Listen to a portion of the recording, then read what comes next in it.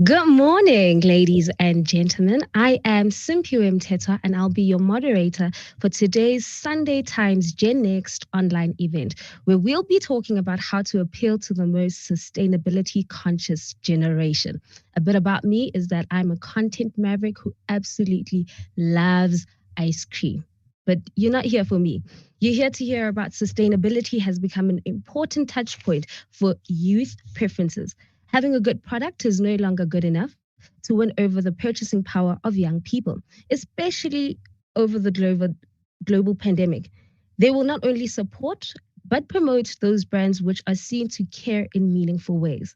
Join us in today's conversation as we get up close and personal with brands that have successfully integrated environmental, economic, and social issues into their business operations, their ideas on successfully turning into what the youth want, and how younger generations are changing the narrative on purpose driven marketing.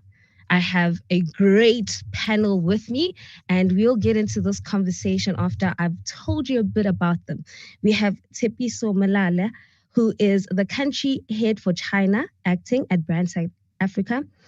Dipalesa Morake, who's the Senior Programs Manager and Strategic Partnerships at Global Citizens. Limisa Tulo, who is the Head of Asset Management at Attack Limited.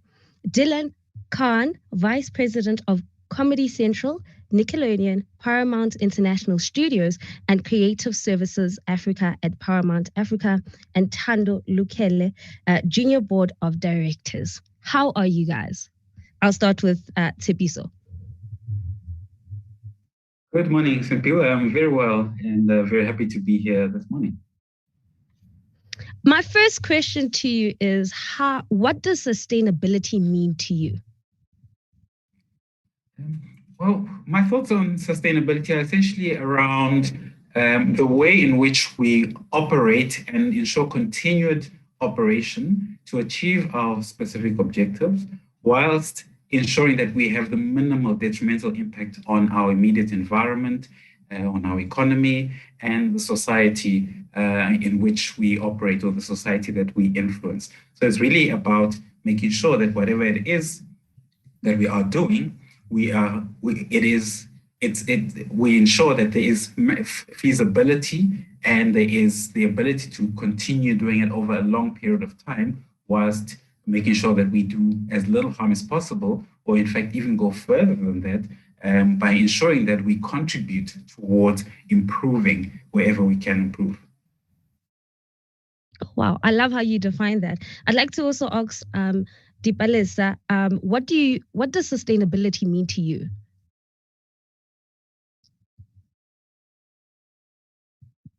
Hi, good morning, everyone. I think sustainability really is just about being authentic. It's a core piece, it's a really strong piece of work that we do in the advocacy space around specifically climate change.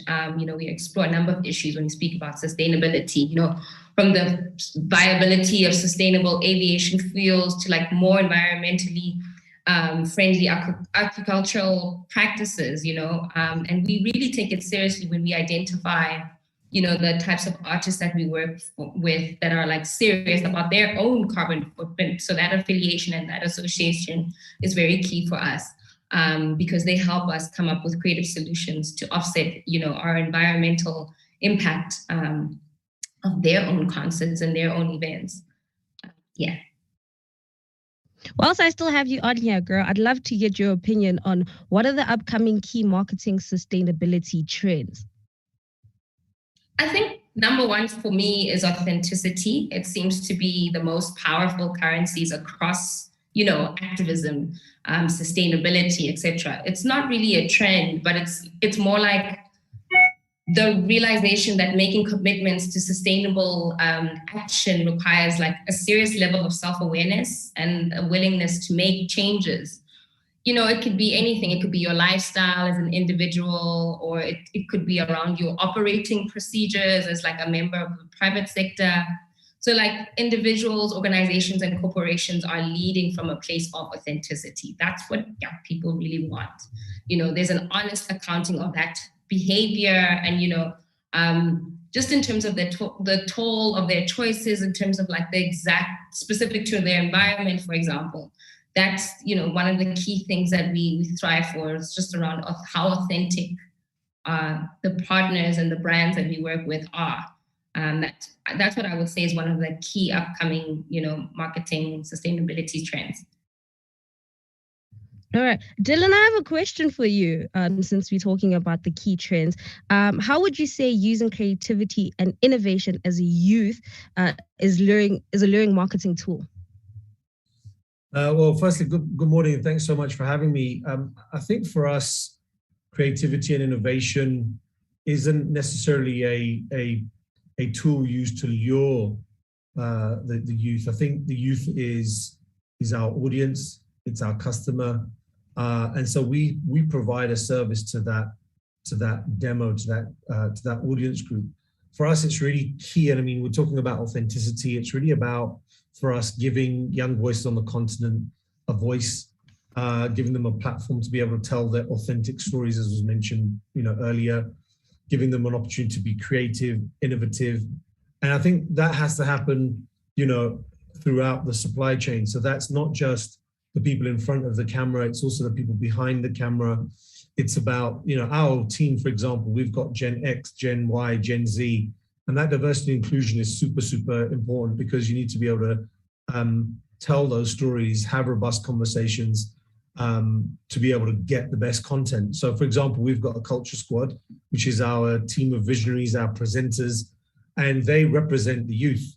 They are of that age group. So when they come into the building and say, hey, we need to talk about this issue, or we need to make a show about this, or create content around, you know, a certain topic matter, you know, it doesn't matter about the hierarchy of someone within the business, whether they're a VP or an SVP, we see to the person who knows the most about the audience and will guide us in the right, you know, the right direction. So I think for us, it's really less about luring per se. It's really about identifying what our audience wants and being able to cater to that. All right, thank you for that. Tipiso, I have another question for you. A lot of brands have put a big focus on sustainability. Which brands stick out the most for you? Sure. I think there are a few that I can think of, but if I think of one that's quite close to us and operating within the economic space, I'll think of the example of the JSE, the stock exchange, which has now started to influence the companies who are listed on the exchange to become a lot more transparent, and they've provided guidelines as to exactly how they need to report against their sustainability initiatives, strategies, and so on, so that their stakeholders can then have much greater visibility. And in that way, what they're actually doing is influencing all of the listed companies, as well as the other companies within the ecosystem of all of those companies, their service suppliers, their service providers, and so on, to start thinking proactively about sustainability and ensuring that they start to infuse all of those initiatives within their own operations. So I think that's one example of quite an impactful approach from a local brand. But there are a couple of others, and maybe one other relevant example, if I may just continue along this thought, looking at the the environment under which we're all operating now, coming out of the height of the COVID-19 pandemic and all of the destruction and chaos that it's caused. There was a situation we might all recall where there was a lot of activity and debate on social media, specifically around misinformation. And we then saw some of the tech giants coming together to actually take a stand and to issue joint statements, for example, talking about the importance, first of all, sharing the correct information about COVID-19 and the measures that people need to be taking, whilst at the same time highlighting the issue of misinformation and making sure that their users are able to continue using those platforms and those products, bearing in mind the importance of ensuring that they follow the right kind of information, and also appreciate the efforts that those tech giants are taking in order to filter out and make sure that the information that is put out there is correct and actually guides people in a positive way. Oh, wow, that sounds fantastic. I think I'd also like to rope Tando in and ask her the same question. Which brands are sticking out for you, since you are like the baby in this group, in this conversation, when it comes to sustainability? Sure. In terms of sustainability and just the companies that I've been seeing a lot, I've lost my name now, but I think Cotton On is doing a lot in terms of their Cotton On Foundation, as well as just, I think it's Cotton On, it could be Converse, but I'm not too sure. But they have like, they manufacture jeans from like used products. So they like, so you can actually buy like, for example, your jeans and stuff from reusable products that they use in their jeans and in their products and stuff like that, and like in their bags. So for me personally, things like that kind of stand out to me. Things like that, companies who you can sort of, who are sort of transparent with their processes and transparent with their mission, transparent with what they're like seeking out to do for, you know, as a company brand, as a company in whichever country that they're situated in, that are relevant, knowing that this is the country that we're operating in and this is the country's needs. So they kind of cater to that. So for me personally, out of the top of my head, that is the brand and the company that's, you know, sticking to me right now. All right, I'm going to put a spotlight on Lemisa.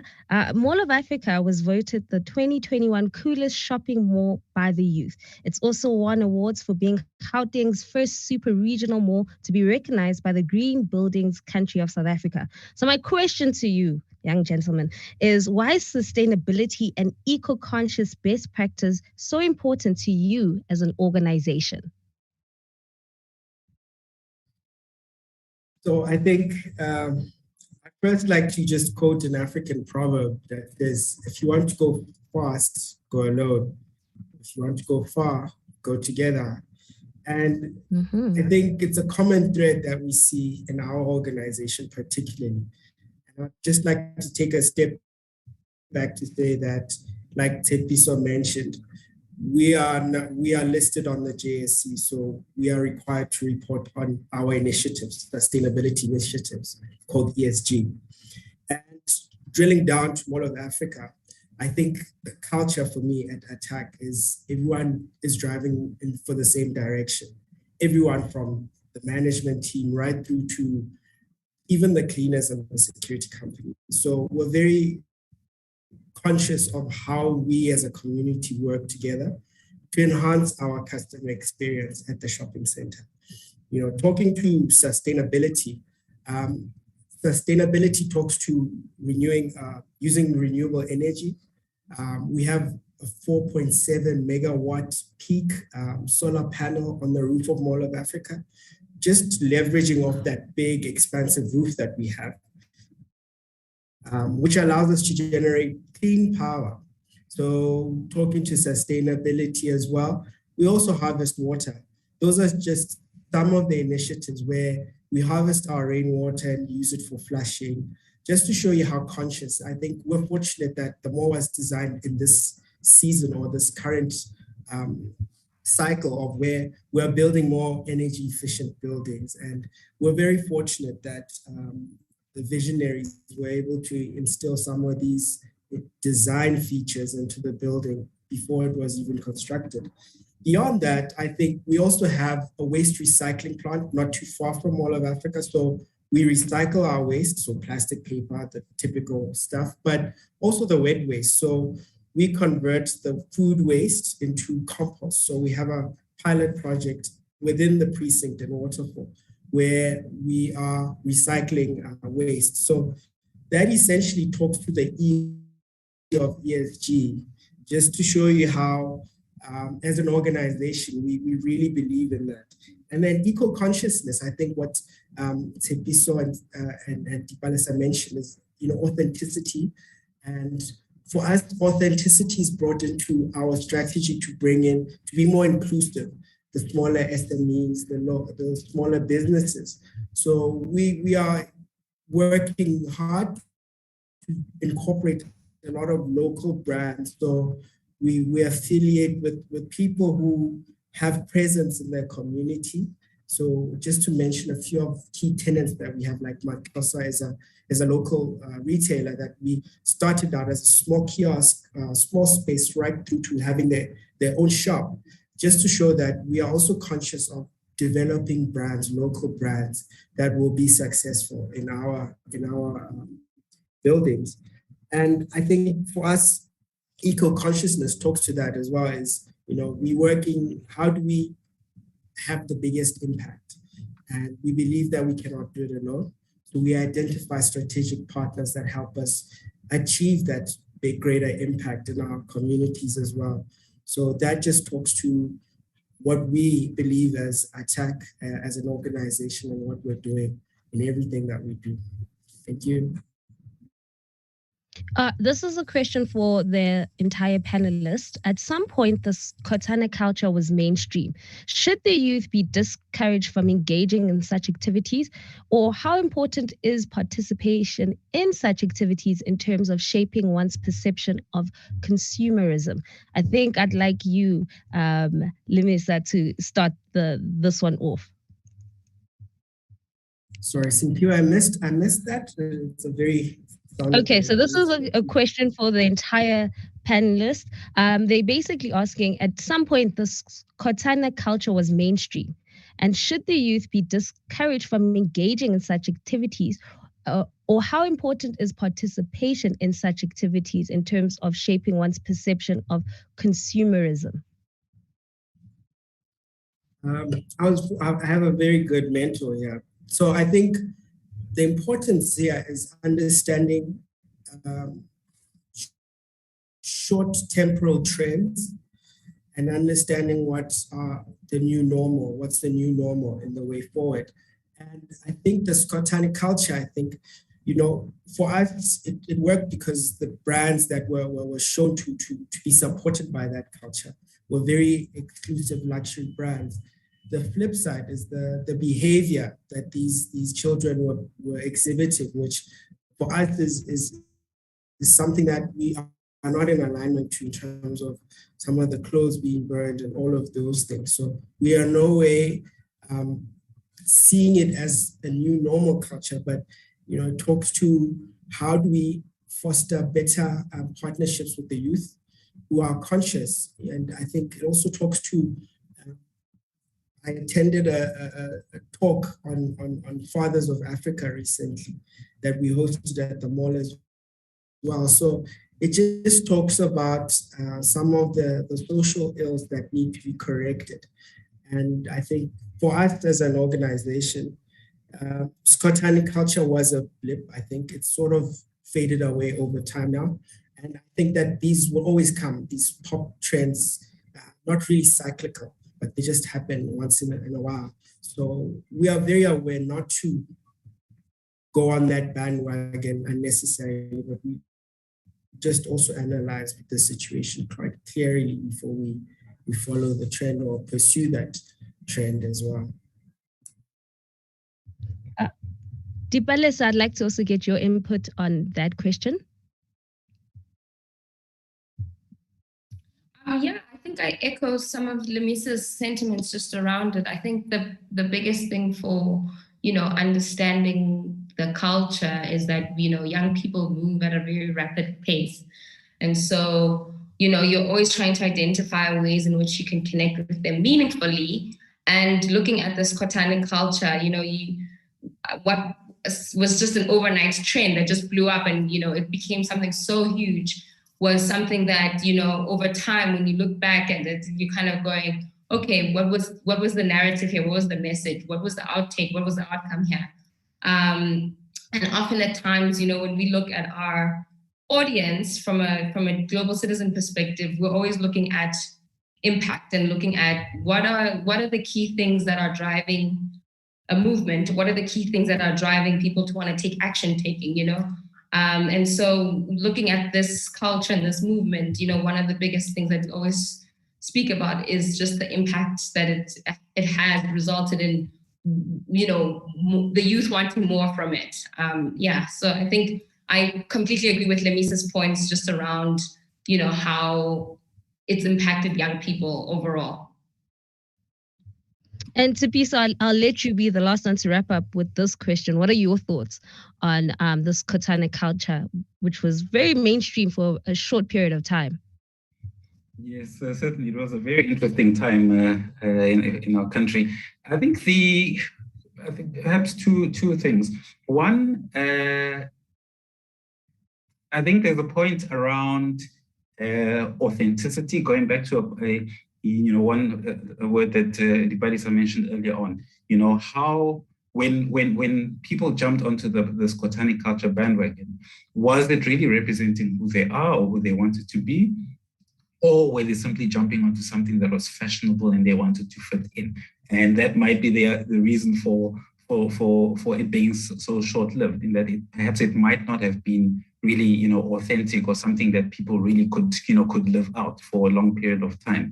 The other point I would make on this Kotane culture is that it brings us back then to the topic of sustainability, and now looking at it from a consumer perspective. Is it sustainable? Can you maintain such a lifestyle, especially in a country such as ours, especially for young people who are not all multimillionaires, who can go out and buy the most expensive clothes and destroy them, live on social media in front of audiences. So there definitely was a destructive aspect to this Kotane culture. However, I think there was still an element of creativity that one did see. And perhaps the whole thing was just overshadowed by the negative impact that it had on other people, and it was very quickly denounced and perhaps was not really something that could be sustained for a long period of time by the people who were really part of that culture. So yes, I'm all for originality. I'm all for expression. But again, the question is, how sustainable is it? And there are certain things that are still happening today that we can question the sustainability of. Yeah, I totally agree with you guys. I think the one thing I'm happy to see about that trend being gone is when they're like, ayebo. But I'd like to ask Dylan a question. How are you aiming to be more purpose-driven and sustainable with your creative concepts? For us, as a business, as a culture caster space, for us, it's always been around being able to have a myriad of content that we create to entertain, to be thought-provoking and whatnot. We've had some series called MTV Sugar, which was a drama series that's done really, really well. Was shot in Kenya, was shot in Nigeria, has been shot in South Africa. It's a great drama series that talks around sex education. We've had shows such as Choose or Lose that empower youth when it comes up to the run-up to governmental elections, whether it's the People versus docuseries that we've made around patriarchy, around the Rainbow Nation, around other pieces within society. But one initiative that really talks to today's topic specifically is, from a Paramount point of view, we've got a social impact division, which is part of a content for change initiative that we're doing. And the aim of this is to really counteract biases, stereotypes. So we launched it this year. It's the inaugural Writers' Room. And what it's called is Beyond the Binary Fluid Voices. So what we did is we found 7 brilliant African writers across 5 different countries in sub-Saharan Africa. And they'll be creating content that focuses on themes such as climate change, equity, and global health. So once again, it's really a case of being aware of what our audiences are talking about or want to know more about, and being able to have that authentic storytelling in that space. Oh, wow. Tando, I have a question for you, and I'd love to get your thoughts on this. What would you say your age group spends more time on researching? Is it environmental, economic, or social issues? So with this question, honestly, very important to also break up the youth and not group them together. So having your queer femme bodies, having your male bodies, so that also shapes what they research. So particularly in South Africa, I believe that it's more social issues when you look at queer femme bodies, because that is currently what we're experiencing, currently the war that we're facing on our bodies, which is more social. And so a lot of those issues are the things that we're spending the most time on, the most time advocating for, because it has a direct effect on, simply being alive. And I think when you look at more so the male statistics of South Africa, and as much as they are, some are supportive of social issues, it doesn't directly affect them. They don't necessarily go outside every day fearing for their lives. Do you know what I mean?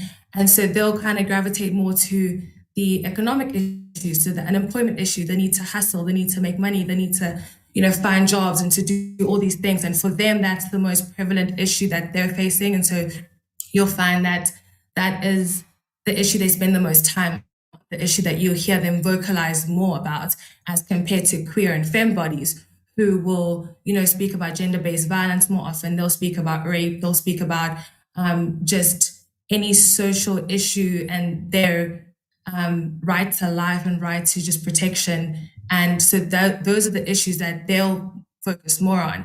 And I think because of South Africa's climate and just the social climate of South Africa, the environmental issues are there and we do kind of focus on it, but it's not as prevalent. It's sort of something like, once we've dealt with this issue, then we'll go on to climate.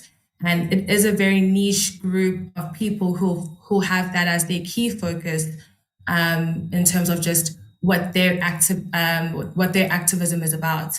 But I really do think that it goes social, economic, environmental, just in the South African context. Okay.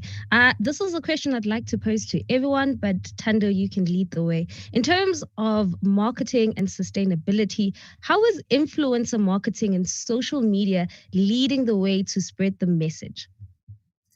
So an example that I'll personally use is the K-Arms and the Dawn saga that happened. Not saga, but like it's the trend that happened. And it was, I don't know if the other panelists are aware, or if anyone watching is aware, but K-Arms is an influencer in South Africa. She's very popular. She's very well known. And so one day I don't think she wasn't really tweeting for Dawn because she didn't have a contract with them, but she had gone and shared a moisturizer that she uses, that she was like, oh, it's so great for stretch marks in winter, guys, like go get this. Not necessarily promoting Dawn because she was paid to, but because it was a product that she uses. Mm-hmm. And within 2 days, literally within 2 days, Dawn had sold out in Clicks and Discount and literally all the shops. And because people just went and bought it like crazy, and it was sold out. And so what that says about influencer culture and sustainability and marketing and brands and the youth is that they do look to the people that they find advice from. They do look to people that they look up to for advice and for a say and input into what will help them. And what that says is that also it's tied to authenticity. It's tied back to, is this person someone that I can trust? Is their opinion something that I can trust? Are they just telling me this to make a quick buck? Because we do also look at that.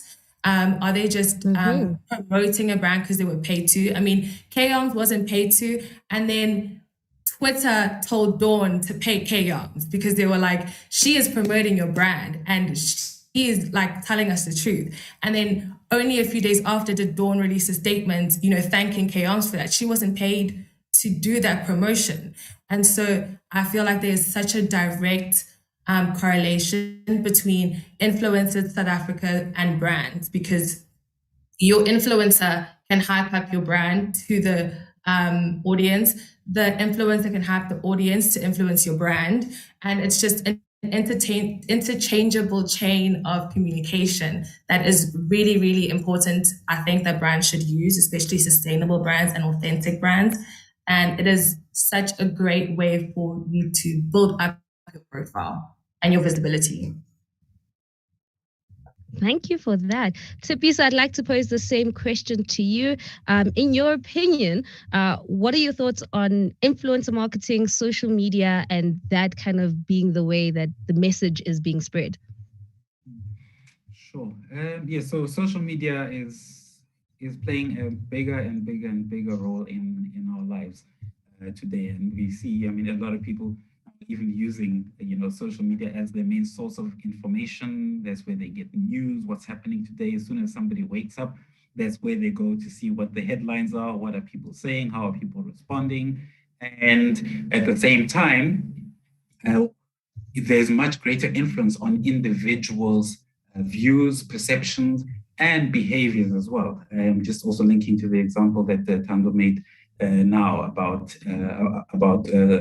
Dawn and how people responded to something that they saw, being said and done by an influencer. So certainly, that space is becoming a lot more prominent, and a lot of conversations take place there, and people voice their opinions there, and sometimes we don't realize how individuals actually become influenced, and from time to time we see the negativity in their most extreme form when individuals actually go out and they possibly even harm themselves based on something that was happening that they them personally were experiencing through social media. So it can go horribly wrong. But I think the key thing is that it does influence at the individual level. And when individuals then start going out to behave in a certain way in response to what they're experiencing or seeing on social media, they actually don't realize that there are millions and millions of other individuals who are actually all behaving the same way in response to that piece of communication. So ultimately, we often think that our opinions are unique and our behaviors are unique, but when you aggregate our behavior as human beings, we actually end up all thinking the same thing or doing the same thing based on a single source of influence. So from a marketing perspective, that's where the value really comes in to say as marketers, how then do we make best use of this platform in order then to achieve the broader objectives of our businesses and of our brands, such that we can grow our communities, grow our consumption, and so on. So definitely this is the way of the present, it's the way of the future, and we have to then find a way of working with it and leveraging it in a sustainable way, of course, to make sure that we achieve our objectives and also serve society in the way that we should be. Thank you for that. Lamisa, I'd also like to get your thoughts on this in terms of influencer marketing, social media, and also as an organization, how are you guys getting the youth to know about some of the projects and initiatives you have when it comes to sustainability? So I think, with the influencer culture, part of the process we've built as an organization is our marketing team do a phenomenal job, but also part of what they do is also track social media presence for our organization, for the asset itself being all of Africa. And that goes a long way into understanding where our consumers are, understanding who is actually looking on our channel, being able to read the analytics behind it, and even know who our customers are, majority being female, age groups as well. So we're really able to unpack or analyze the data at that level to understand what are the social trends.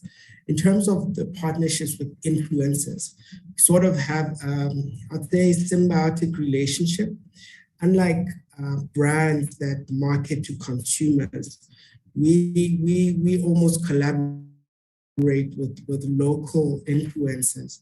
I think one of our biggest success story to date is a collaboration with DJ Zintle. She has a shop in the Mall of Africa where she's promoting her brand. So it's more sustainable, where we sort of leverage off each other's needs. And that's how we partner with her to say she has a reach on the social platform, and also talking to what Tano said, economic viability is still something at the heart of all of us as South Africans, and particularly more so to the next generation. So again, how do we bring her into our asset? How do we allow her to become active in the economy of the shopping center? And again, similar to Matosa, it's now become a sustainable business. So with her as well, she's managed to open that shop, but also now look to opening another shop. So, we do have also TikTok influencers who we bring in during major events. We recently hosted SA Fashion Week, and all the influencers that were there, came and were able to post. So what we do is we give them the opportunity or the platform to come and engage with the larger audience in our ecosystem at the center. So it's almost a symbiotic relationship, really, rather than a monetary relationship that we have with our influencers. So it talks to understanding how we want to align with them beyond just monetary, like Tepiso said, sustainability. If they're able to continue doing what they do, they're not tied to us, and we believe that we should allow them to exercise their rights and do what they, as long as they're aligned with our principal values as well. Oh, thank you for that. We have a couple of questions from the audience. This question is for Dylan. How do you make sure to incorporate the youth's voice in your content?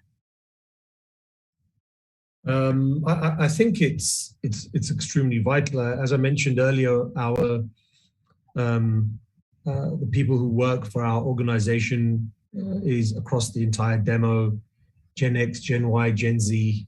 But when it comes to youth content and youth programming, as I mentioned, we've got the Culture Squad, which is our presenters, who will always give us an indication as to what's happening in, with that audience. They've got their finger on the pulse. We listen to what our audiences tell us on social media. They'll always give us direct feedback, which is great. We always have focus groups as well when it comes to creating content with young people to give us a broader indication of whether or not what we're making is correct, it's the right topic matter. We started off a docu-series based on an intern who knocked on my door and said, there's a challenge going on with Fees Must Fall. And I said, yeah, no, let's cover it. And so we sent a news team out to cover it. Came back and he said, we're not doing enough. We need to do more. Came on my door the third day, the fourth day. By the fifth day, as I mentioned before, it doesn't matter what hierarchy you are within the organization of a VP or a director or whatnot. We made the documentary series because of the intern, fresh out of university, I think 22 years old, and said we need to cover, what's going on in South Africa with Fees Must Fall, and we created a series from it. So it's absolutely, as I mentioned, our customer from a youth perspective is the audience, and if we're not relevant, resonant, and being authentic in storytelling, then we're not doing our job. So I would say they're a vital stakeholder. Follow-up question for you, Dylan. How can content creators and content producers prioritize sustainability consciousness with regard to content? I think there's multiple ways, and I think that this is still very early on in its conception. I think that the shift into this space, especially from a, let's say, content creation space, is quite new. So you're starting to see a lot more around your carbon emissions footprint in budgets. There's a line item for it now. You have to showcase, could you have traveled in a much more sustainable way, as opposed to, 15 people taking a flight to Durban? Is there a better way of doing it, as an example? So I think that everyone's eyes are on that side of things in our industry. I think from the sustainability point of view, I think I think it's a blank canvas at this stage. everyone has the opportunity to lean in and mold this topic and subject area themselves. And you know, I don't think there's a one size fits all. So I think that the opportunity is fantastic moving forward. Okay. There's a question for Dipalisa. My nieces and nephews genuinely search for celebrity gossip online. How can celebrities influence the youth in terms of adapting sustainable lifestyles? That's a great question.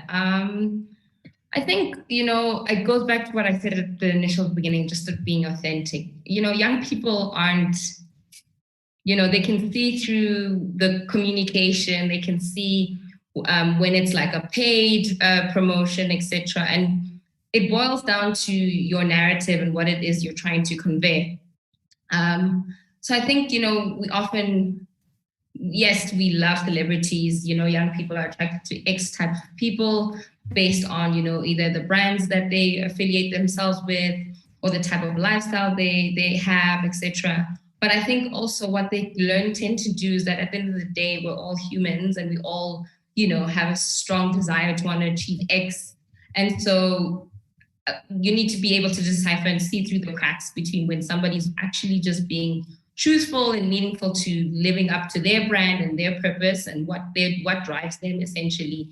And yeah, I think celebrities need to do a lot in wanting to, you know, keep to a continuum around their brands when it comes to sustainability. They need to speak their truth. They need to be honest about what it is that they are for, what they speak up for, what they choose not to address, what they do address, and be clear on that and keep that as a consistent sustainability narrative, you know, because often at times we then say, but this person was speaking about Coca-Cola. Today they're talking about Pepsi. It's just, you know, we can flesh that out and we see that immediately as young people in the room. So I think it's important for celebrities to really just come forth and be authentic, be truthful, be honest, and show up for who they are and what they represent. Okay, I'd like to extend the question then to you, Dipalisa, about Global Citizen being known for like the big concerts and the celebrities, and we know that it goes much more deeper than that. So how are you guys making sustainability tangible for the public and the youth through Global Citizen? I mean, for our audience, really, it's just about authentic action taking. So we, you know, our platform is all digital and we dissect these extreme social issues that we advocate for. So we really try and make it relatable to young people. So if we're talking about climate change, we really kind of go into the nitty-gritty of what is your climate in your community? What is that all about? You know, people are often looking for ways to reinforce and make like concrete, you know, self-assessment in terms of how they want to positively impact their spaces, their communities, their homes, etc. And so we try as much as possible through our platform to really just dumb down the conversations around social issues to the extent of the fact that, you know, if you are passionate about climate change, take the following quiz and you can stand a chance to win X reward. So we know that young people are driven by incentives. You know, we know that, you know, if I take the effort to read about this issue, what do I get in return? So we're always trying to push that on our platform. And Global Citizens can be anyone of any age, really. You know, and people in every season of life can find ways in which they can make a positive impact for their communities and for their planet. You know, because essentially we young people are the ones that have inherited all of these world's greatest challenges. We have such a massive role to play in recreating and reshaping the power structures of, you know, by which the systems of inequality or even extreme poverty and climate change are maintained. And so we do that through our narrative, our conversations around our actions, but also through our content. Those are just some of the ways in which we drive home those messages on our platform. Well, we have a question from the audience. Can anyone on the panel give a thought about how they think thrifting and shopping secondhand can become mainstream, and how shopping secondhand can become the first option and not an afterthought? Anybody want to tackle that one first? Going once, going twice? I'll go. Alisa, starting with you. Okay. Oh, okay, Tando. So I think thrifting has always sort of been a thing, like in the 70s, 80s, and like a thrifting culture. But I think what has been happening a lot more, what I've been seeing my generation doing, is that again, social media, we sell our own clothes as well as sort of like trying to get back money. So it's sort of like an exchange between peers type of thing, or just anyone in general. So it's like, we understand that we need more clothes, and it's like, okay, well, I don't have the money to buy more clothes, so I'm going to sell the clothes that I already have, and someone else is going to get my secondhand clothes type situation. And sort of, I guess, thrifting is sort of coming back in nowadays. It's becoming more cool. And so, I think it also goes back to creativity, because a lot of thrift stores have like, creative tops and jeans that are like, have like little designs on them. And, you find all these materials, and it adds on to, showing out your personality and being creative. And a lot of youth and the culture now is a lot more creative, a lot more about showing and presenting ourselves in a way that's authentic to us. So I think thrifting allows for that, as opposed to like more of the mainstream stores where it's sort of like everything's the same. So I think there is a lot of space for thrifting, and I think the way that it can be sort of pushed into mainstream is sort of that exchange between the youth selling some of their stuff to get monetary value from it, because again, like Dipalesa said, we are driven by incentives. So selling our clothes and getting new clothes, and sort of like that exchange process, I guess. Lamisa, I'd love to get your thoughts on this question about thrifting and it becoming, the first option and not an afterthought. So thank you, Simpio. I think part of in developing our strategy annually, I think one of the key research points that I did was just research where retail is going.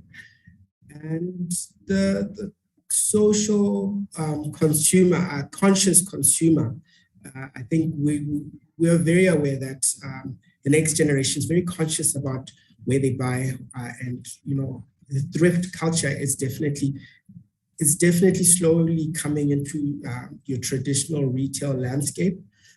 There are a few operators currently who buy and resell luxury brands, but I think if we're able to see the full spectrum of the offerings, we don't want to be seen to just promote one sort of operator, but how do we provide, or how are we inclusive in that culture?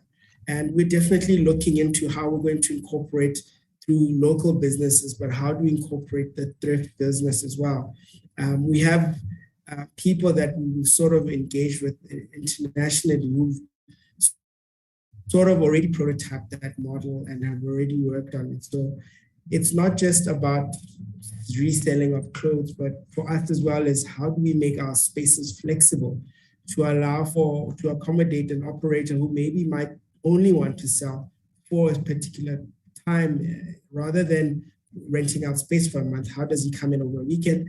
And that sort of flexibility and agility, that's where we are looking at as an organization to incorporate some of that culture or that trend into our business. We still have responsibilities to our shareholders to still collect revenue as much as possible, but in a more sustainable way. So we don't just want to focus on one operator, but the entire spectrum of resellers. But also recently we were engaging with some of the major retailers, and some of them already have factories manufacturing happening in country. And one thing in that conversation that we were having with them was, how do you make that more, how do you make your consumer more aware of that? Because we are aware this is a trend, and we want you to beef up on, announce to the market that you do manufacture locally. I think even one of the big retailers, not Cotton On, but they're competition actually have where they pay you to bring your clothes per bag and give you discounts as well. So some of that conversation was just by us engaging, having dialogue with our retailers, not just focused on our customers being the people spending money in our shops, but also the people who are paying rent. So we believe in looking at the whole ecosystem, and we definitely think that this is a space that's coming, and we ourselves are preparing to incorporate that. Thank you. I'd like to also ask you another question, Lamisa. Within your organization, what are you doing to meet the growing demand of social responsibility by consumers? I think, what are we doing so part of that question is more focused in what it is that we do on a day-to-day basis. So I think, like I said earlier, we have a strategy which is going to incorporate local business in as much as possible. But beyond that, what do we do in a day-by-day system, And there again, it talks to how we bring in consumers, but how do we support them in what they do? I think for us, it's making them aware of what the brands are doing more than anything. But I think, did I answer your question, CPA? I think so.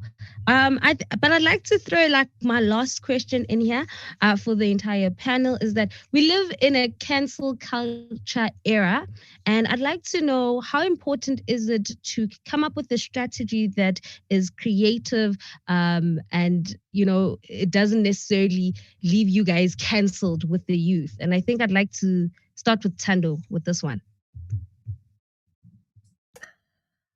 So I have a bit of an issue with cancel culture, but I think in essence, cancel culture is about holding people accountable for the things that they do and accountable for, whatever problematic opinion that they have, that they use their platform to spread, whatever problematic idea that they have, that they use their platform to spread. So I think what brands need to do and companies essentially to avoid cancel culture is to honestly just stick to what is true and what is honest and what is inclusive.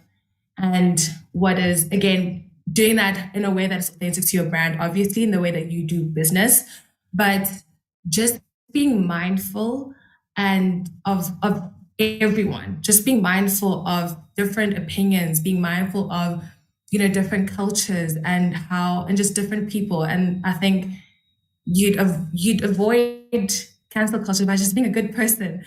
So I think honestly, that's just the easiest way I would say to avoid that and to again, but pushing your brand and creativity and stuff like that is to just being able to watch the space, watch what's happening in the world, and appeal to the youth and just realize that, okay, in as much as yes, I am pushing this specific product or this specific initiative, and then just looking through it and seeing, okay, is there any way that this initiative or this product or whatever, is there any way that it excludes people in deliberately excludes a specific demographic?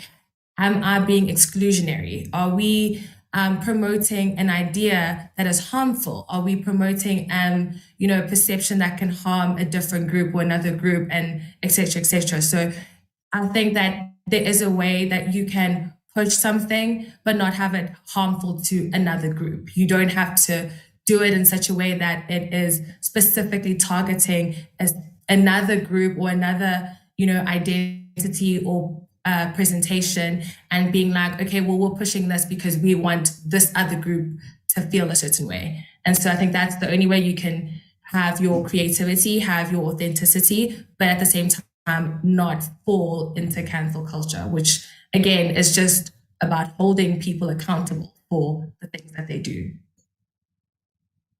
Dylan, I'd like to throw that question at you as well.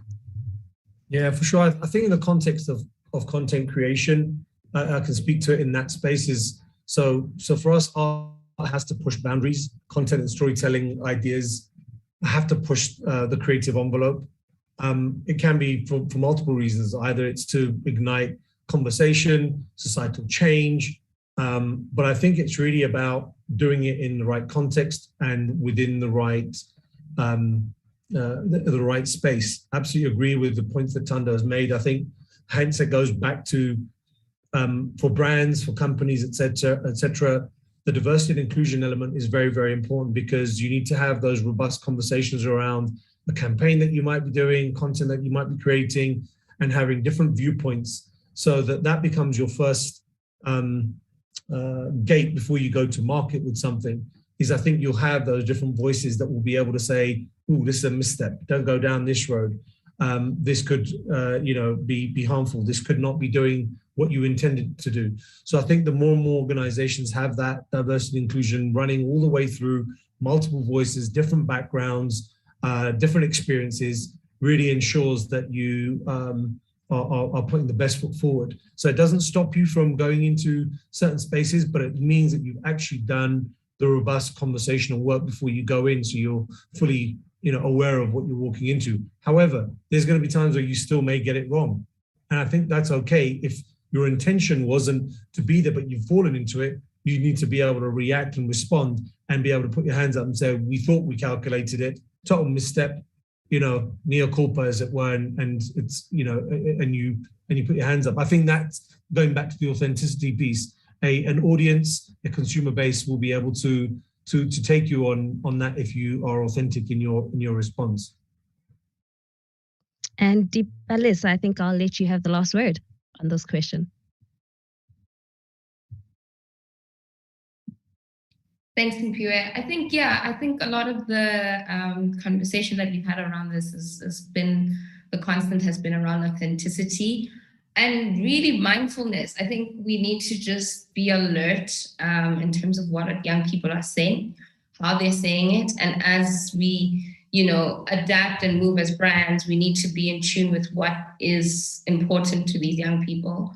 I think speaking to what Dylan is saying is just we need to be mindful and open to understanding the youth, but also being, as brands and organizations, being forthcoming when it comes to yes, we made a mistake. This is what we're going to go out with and say that we this was not our intention. This is what we had wanted to achieve, but we did not do so. I think that young people really appreciate and take to heart that, brands are actually forthcoming in that manner.